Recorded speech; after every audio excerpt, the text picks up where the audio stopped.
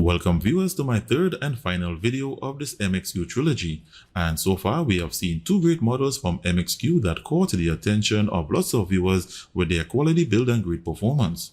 It's now left to this final model to close out my three-part series with a performance that's supposed to leave a lasting impression and renewed interest in MXQ models. My name is Nick, and for the final episode I bring to you their most powerful model yet, the MXQ M12 TV box. This model runs on the Amlogic S922X Hexa-Core CPU on 4GB of RAM and 32GB of internal storage running on Android 9 operating system. So in the wake of the first two models that made some serious inroads on my rankings chart, it's now left to see what this new Powerhouse model can deliver.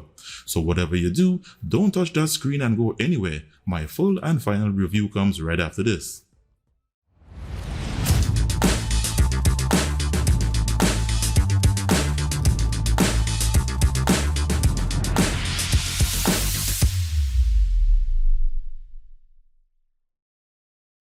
In the box, you have the M12 TV box itself, an IR remote, one HDMI cable, a 5V 2A DC power adapter, and a user manual. The body is made of metal with no branding to the top.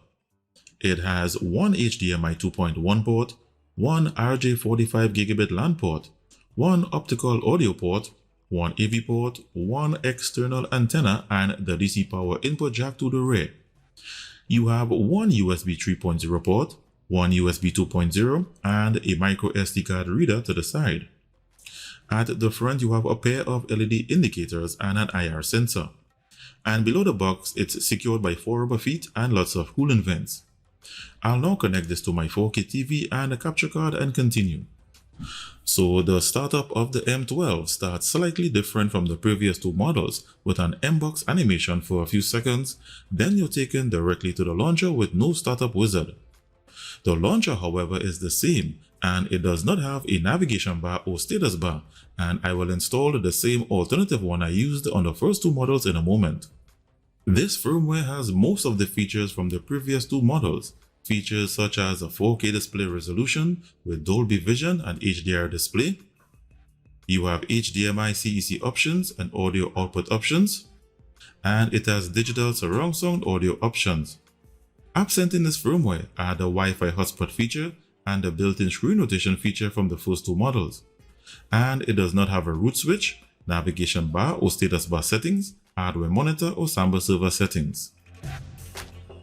In the apps section, it comes with the same pre-installed apps, so I installed my usual set of apps and let's have a look at its system and hardware information.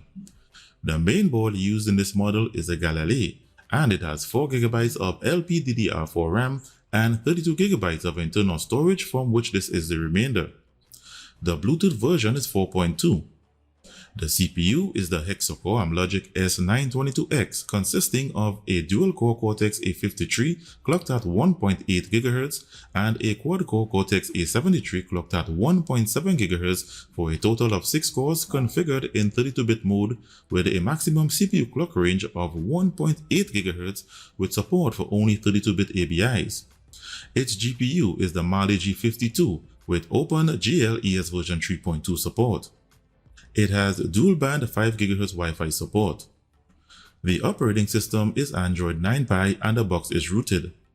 With its metal body and heatsink design, the box runs cool around 43 degrees Celsius at normal operating temperature. It comes with all the decoders for the playback of 4K HDR videos and videos with digital surround sound audio formats such as DTS HD, HEVC, and Dolby Vision. And that's its core system and hardware information. Let's now take a look at its performance benchmarks.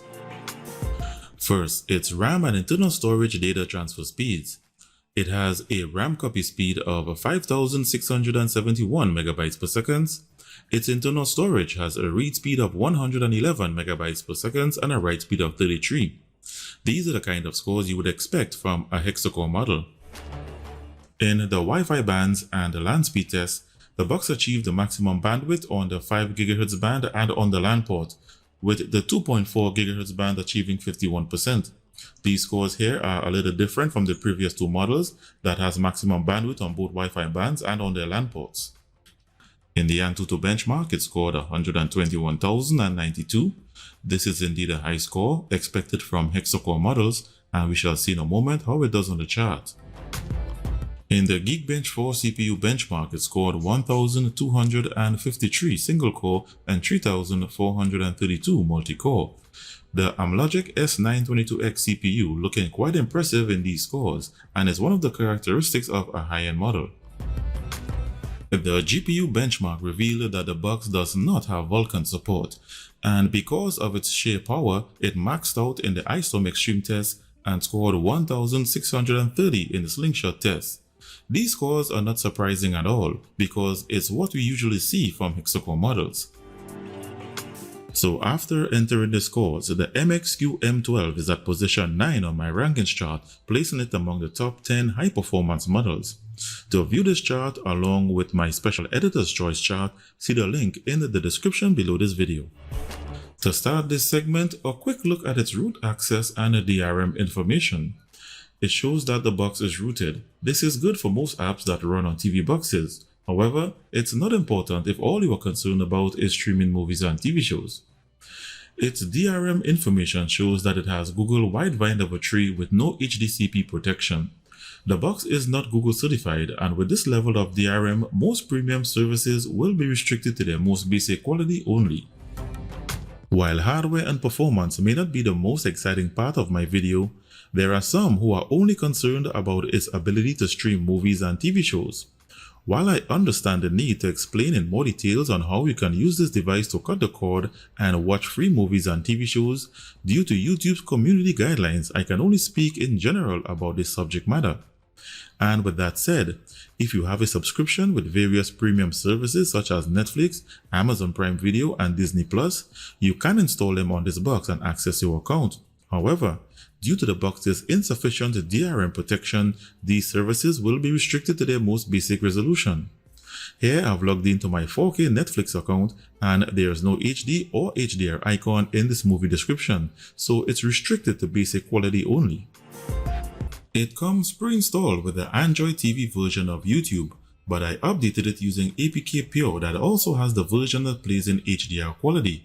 Here I'm playing a 4K video and it activates the HDR feature on my TV.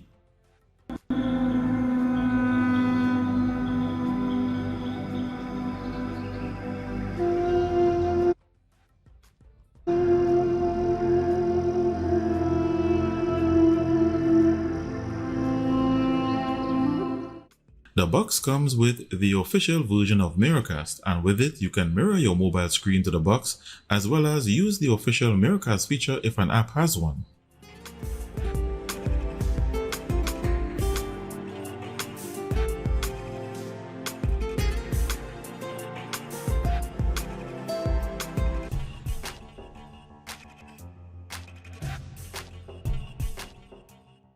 For those who like to use custom launchers, you can use alternative launchers on this box.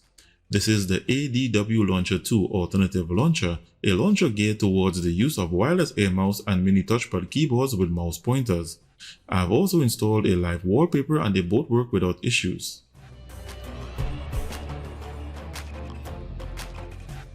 I also installed a screen rotation app, but when I attempted to rotate the screen to portrait mode, nothing happens, so this box does not have screen rotation. I will now play my list of 4K HDR videos to test its HDR playback capability.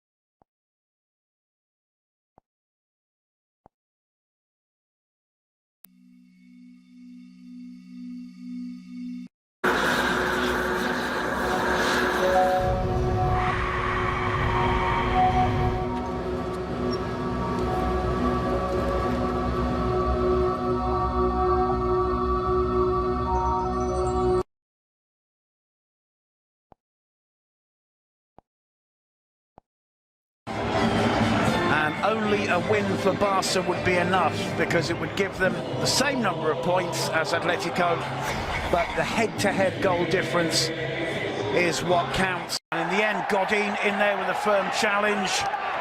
Gavi helping out, Koke helping out, deciding that he showed dissent in booting the ball back into the pitch in the half.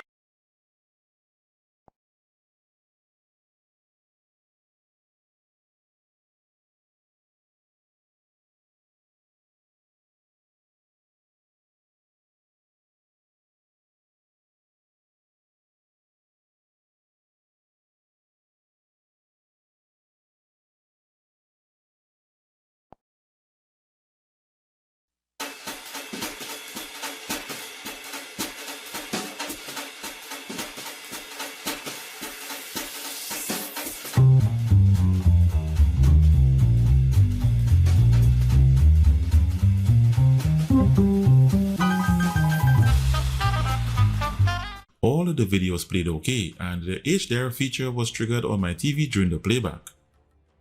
I will now connect it to my 7.1 receiver in HDMI pass-through configuration and test for Dolby and DTS audio formats.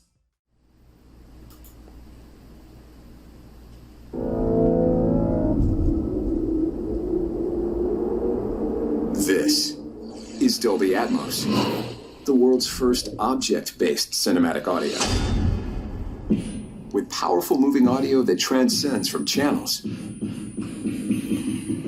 to moving around you with pinpoint accuracy.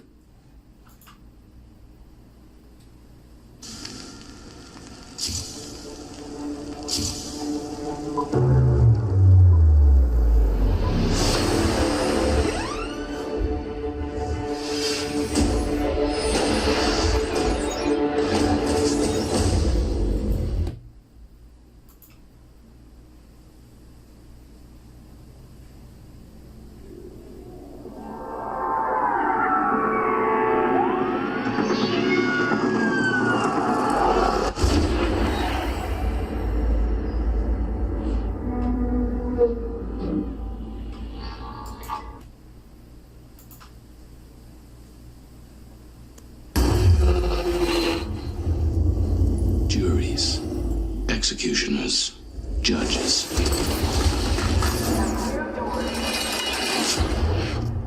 Welcome to the inside of your head.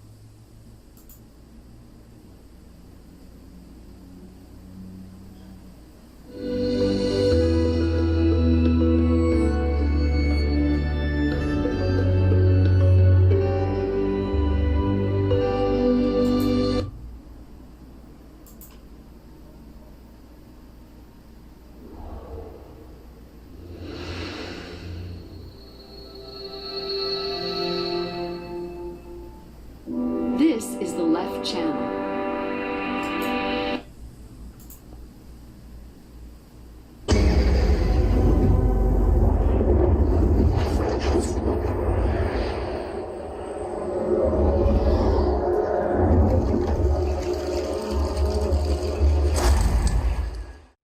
In a similar fashion to its previous models, the box can output Dolby Atmos, DTS-X, HD Master Audio, Dolby Surround and THX, and just like the others, it cannot output Dolby True HD.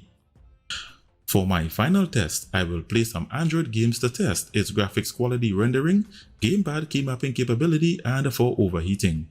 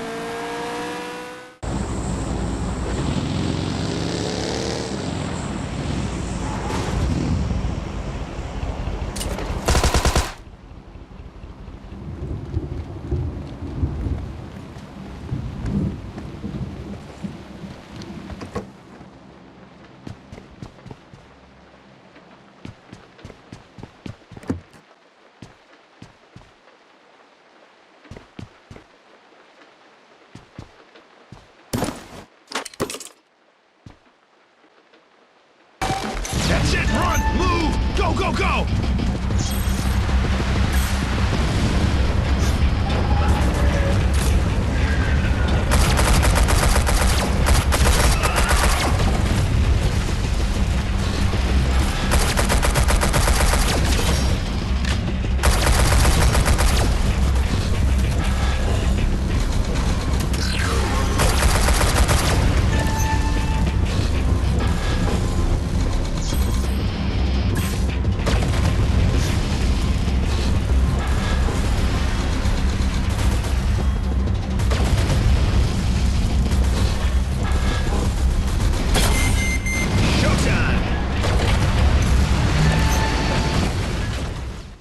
So the games played extremely well. It has the highest graphics quality you can achieve on a TV box in the absence of Vulkan support, something you can expect as Hexa-Core boxes always deliver the best gaming performance.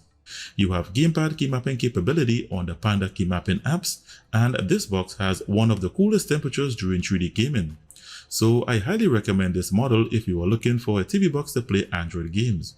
The only downside is that for some reason, the Google Play Store is limited and there are lots of apps and games that I would usually play that are missing. So I had to sideload some of them using an APK app store. So in summary, the MXQ M12 did not disappoint, delivering the best performance among the three models. MXQ is back and I'm really impressed with the quality build of their models, and they really took the time to ensure that they use the best materials and components to build their boxes that ensures high performance and safe operating temperatures. This model is their top tier model and delivers the best high performance streaming and gaming performance, and has one of the coolest operating temperatures under stress with its metal body design.